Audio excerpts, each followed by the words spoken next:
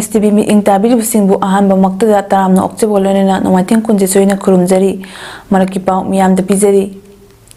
ngarang ayuk angan beda sugunu awang lekai da 81 mm gi oigini chingnaba motor shell kapsilakna landarak pada natana atat akham laitana nongmai kapna rakhiba du ngasi nongalakpa phawba makha chathaki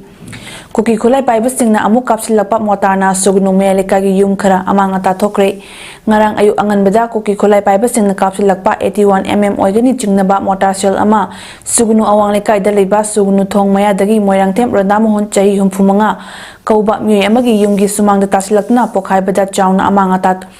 thokiba leikrabani masigi matungda kuki khulai paiba singna sugunu maitei khul tamna atat akham laitna nongmai kapsilakpadagi khul ngakpa singna su khut handuna nongmai kapki nongmai kapna bagi thodu adu ngasi nongalapa phawba chathaki ngarang athengmada napat maningda leiriba laloi fai kuki khulda leiriba AR oiramgani chingnaba singna MMG treasure round kaya so sugunu maitei khul tamna kapsilaki kuki militant singi maikaidagi thermal amadi night vision yauba drone sing thagatuna mi leiba jaga yengnaga nongmai bomb amadi MMG sniper kaya lepalaitna kapsilaki lepalaitna chatharaki ki pakhum oina khulngak pasingna khut handuna nongmai round kaya sukapki nongmai kapna badu da kuki khulai paiba singi maikaida aso panmisi mina yarumgani haina panari laiba fudagi sugunu khulngak liba village volunteer singi maikaida di aso panmisi mina thokpagi pauti lekhide amoromda ngarang numidang pung tara makai khai helakpa matamda kuki khulai paiba singna kaplakpa motor ama sugunu mailekai de leiba yumlembam ibuhalgi mangon sajinda tasinduna pokhai baja yumadugi saru khara amanga ta thoki thodo adugi matangda yumbu nahai kuki khulai paiba singna lepalaitna chatharakliba attack asina maram oiraga sugunugi miyam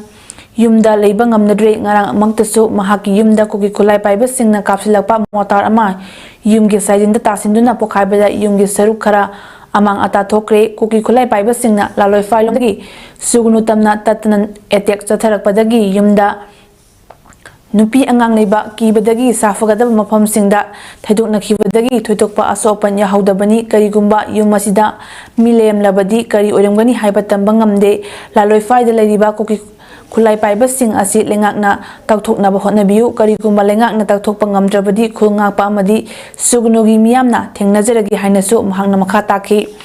amoromda sugunu makha lekaida-su kuki khulai paiba singna kapsilakpa motor ama lambida pokhaibada lambiga hek naknana leiba moirangthim sibananda maitegi yumgi thongal da khamba I-20 kagi mingselgi saruk sing amang ata thoki masida sunatana kuki khulai paiba singna kaplakpa sniper rifle na sibananda yum manungda thamba godres ki sarukta panduna amanga ta thoki amadi sugunu me lekai yumlembam manglem kauba amagi yumda nongmai maru ama imung phawrilakna akaya toy thoki hujik matat oina nakalani gi marakta nongmai kapagi makhol tari wawan dar faidagi kuki militant singna bom kapakpada yumda yumthak tasille asopan kha yaure yum manung ju khara sopa yaure aduna sumugi laiba tori wangam dar dar faigi kuki militant sing je khara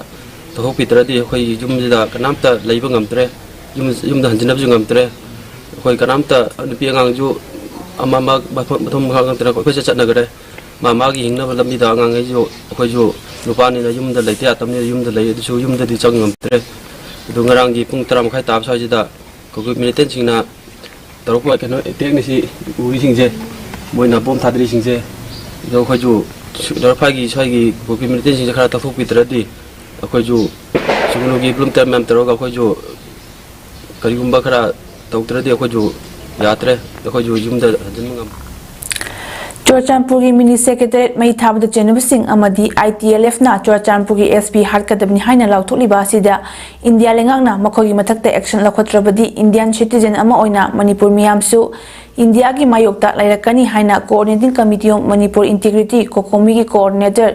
Thoksom Somarendro na Fongdokre ngasilam field leba United Committee Manipur UCM gi office ta pangthokiba paw mifama mada wafam masi Fongdok laduna Somarendro na hai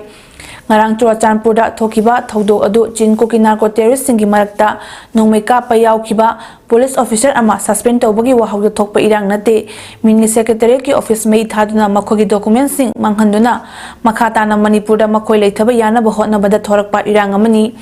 Mini Secretariat yauna SP Office amadi SP Quarter Mei Thabata January Mioy Singh Athuba Matamda India Lengakna Ahakpa Cherak Pigadabani Government of India amadi Manipur Lengakna Koki Singhna Chatharakliba Thong Singh Mayek Singh Khangnabanina Makogi Mathakta Kari Action Lokhatle Haibadu Chayol Amagi Manungda Manipurgi Miyamda Khanghanduna Miyamna Chingnariba Asigi Thajaba India Lengakna Pibiu Hainasu Fongdoki Philip Lorga okay kogi magi state government supported government state government handoi ba suje masiju kogi central government hando phom toi haibase kokumi sai teng thanjage aluga suje hando khra mutung dadi state government amasung central government ani punna thabak che combine force sangjal laga de any administration or political line or policy do or sangjal minagadi hari ba thoi ba kogi thaudo oje watho oje yamna thuna thuma samda warasil ma purpong ngani haibase kokumi sai ti thanjage Manipur da thokliba lan asida hak thenena leikhiraba amadi victim oiraba imu manung amadi su nomduna nomagi chara tanduna hingjaram basingi macha masu sing lakliba academic session desingani kunmari kunmanga asidagi one nation one education for all haiba thimda chapchaba khongthang athubada lokhatlu haina liklam ngak pagi spokesperson Bikramjit Rajkumar na fongdokre ngasi Manipur Press Club ta pangthokiba paw uniform amada wafam asi fongdokladuna Bikramjit na hai lan asida hak thenena thengnariba victim singi macha masu singi tungi lambida amamba ama oirakpaga loinena mahima sing tamba ngamdabagi tengtha khol kayana nilakliba asi mari leinaba authority singna yengbiu pallibu wafam asi education minister na athuba matamda midyeng changduna leikhiraba singi macha masu singbu tonganba consideration khara tawbirakani haibagi thajei naran chaina gi laibak thiba thaututa leikhiraba takheldagi el inaugi machanupi lup asina mega Manipur gi board of director amadi Principal da school asida tamhanaba haijiraba matamda school asina free schooling tawhangani haibagi thajaba pirakpabu thagatpa fungdokhi lonena school college university singnasu local level da khanaduna lokapam thokpa thabak sing lokhatuna leikhiraba singi macha masu singda lemna mahima sing tamhanba natraga leikhiraba singi macha masu singda hiramasiga mai leinaba khudongchaba khara pigadabani Lairiba Oja amadi Maharoi Singi organization singnasu laibaki maru oiba tanfam asida thoraktuna corona laichattagi fagalakpada ngari ngaichek asida lan asina amuk hak thengnena sokhalaba tungi career mangadorba generation ama kanbada achoba thodang lodna luchingbiu hainasu appeal tawki yang sebenarnya dengan laba bapalang kesinga compete to bola yang wana satra singa mana jabanina aduna akhoi soja singa sina kopirak tuna guidance bibi tuna akhoi corona da sotau raba education di sector si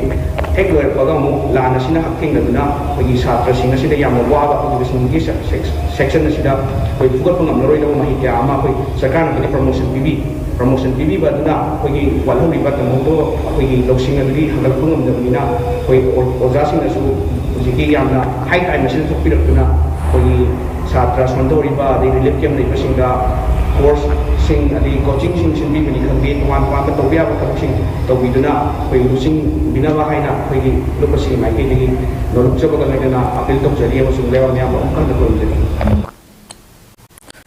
Paper block thadna semjilaba Kakching Mayalekai Moyang Thempalengi lambi ngasi Kakching Kendrogi MLA Mayang Lambam Ramesona ngasi miyamda khosinakre lambi khosinaba aduda lekai adugi ima ibel ahal laman Singapuna lekai adugi awat apa sengat sagatna bagi matangda khanaki hairi MLA Mayang Lambam Ramesona Kakching Kendrogi manungda leiba lambi sing paper block thadna amadi black topping tawduna mathang semjinbagi thabak yamna kanna chathari handakita masigi manungda kendra sigi lambi namak ningthina semgani hairi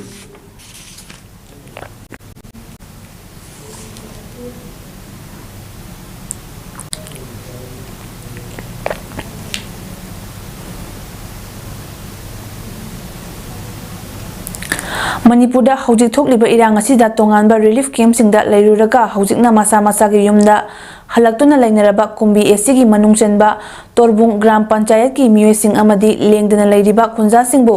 ngak seliba khulngak liba volunteer singna setnaba fizol ACSC gi MLA Sanasam Premchandrana mahaki maikidagi puraktuna phogak chau ikhai mamang community hall da ngasi yenthokre Kulngakpa singi fizol yenthokpaga loinena MLA Sanasam Premchandrana masa laktuna gram panchayat asigi naha singa unaduna mana masing thaduna ingkol koiduna chanaba chinjaki puthoknaba amadi anoba sakhwat thaurangi thabak paikhatnaba naha singa khanane nakhi MLA Sanasam Premchandra Fonglokibada Tokliba Lan Asina Sakhat Lambi Maning Hankiba Ado Anoba Sakhat Thaurangi Thabak Kaya Paikhatuna Amuk Manglom da Changsinaba Honarasi Paliba Lengaktagisu Lobaya Mating Logani Amadi Mahaki Maikaidagisu Angama Mating Pangani Hainaso Fongdoki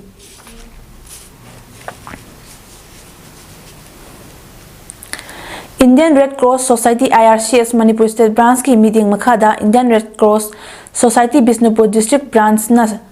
Bisnupur District ki manung chanba Kumbi AC Moirang AC amadi Thangi AC da leiba Sento walaba khangalaba imung singda kambal sing amadi angamba selgi mating khosinakre kambal yenthokpa aduda Indian Red Cross Society Bisnupur District Branch ki former chairman IJUSO Secretary Dr. H. Roman Publicity and Public Relations Committee Coordinator Dana Chandra Huidrom Executive Member W. Tolngo Life Members Sing KH Khogendro KH Buddha S. Danesor Amadi Ate Members Sing Nasaruk Yaki Moyang AC gi Kwakta Moirang Thange AC gi Sendra Iting Amadi Kumbi AC gi Ithai Kuno Wangu Chitek Kumbi Tonganba Afom Sing da Leiba Sento Walaba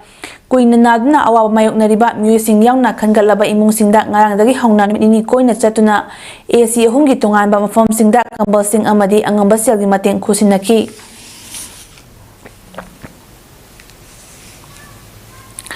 Manipuri United Star Maker Organization Musona haujik thokliba irang asina maram oiraga tongan ba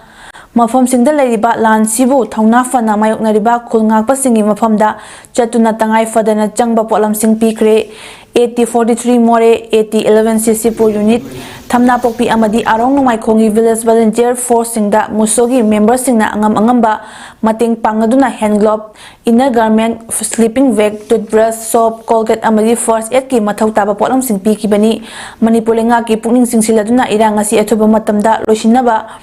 Mari Lainaba Authority amadi Central Government ta Takshinaba Organization asigi members singna pukning singsilakli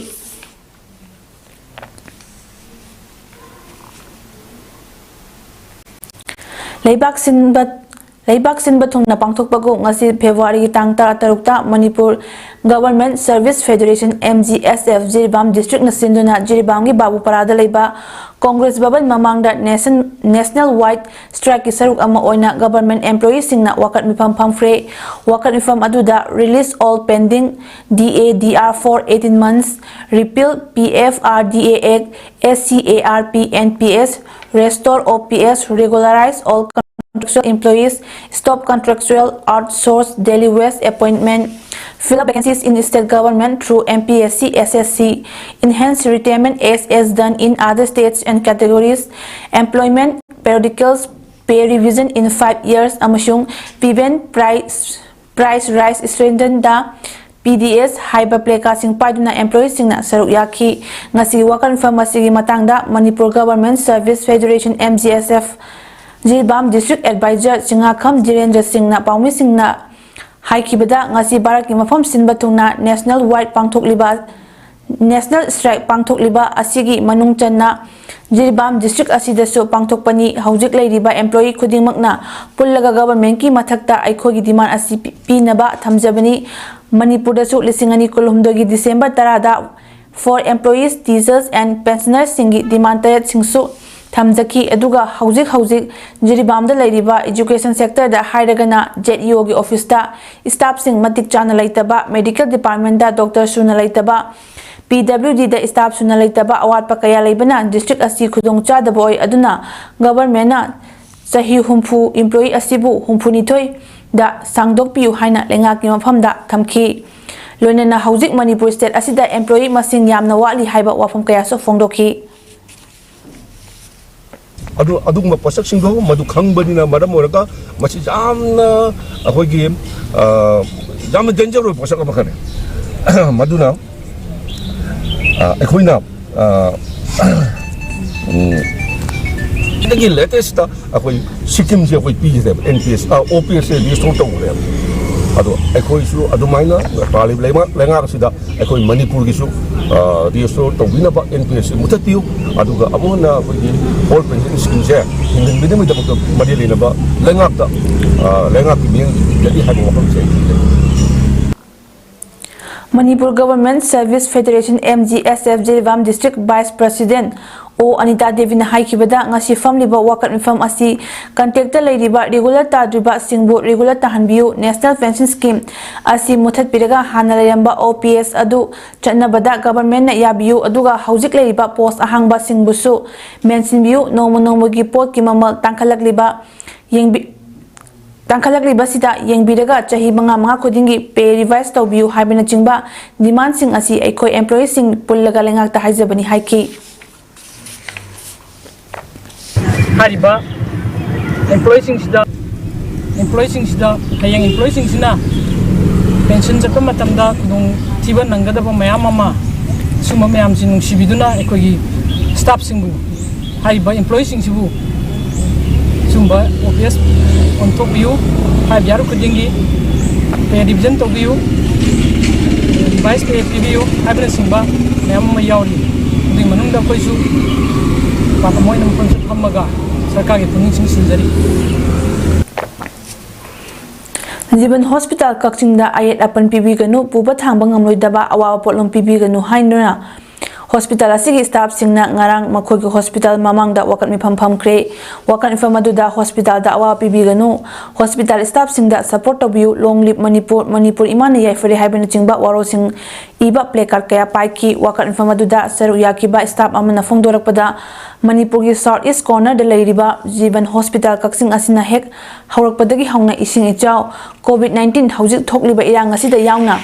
Tungan ba hiram da miyam gi mating pangduna lakli loinana laitalaira kaya da su mating pangduna lakli haukiba chahi gi me homdagi hauduna Manipur da thokliba irang asida su Jiban Hospital Kakching na angamba thaudang loduna leiribani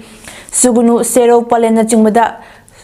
sokiba aikogi ichilina pumnamak hospital asida free treatment piduna lakli haiba mafam sing asida lan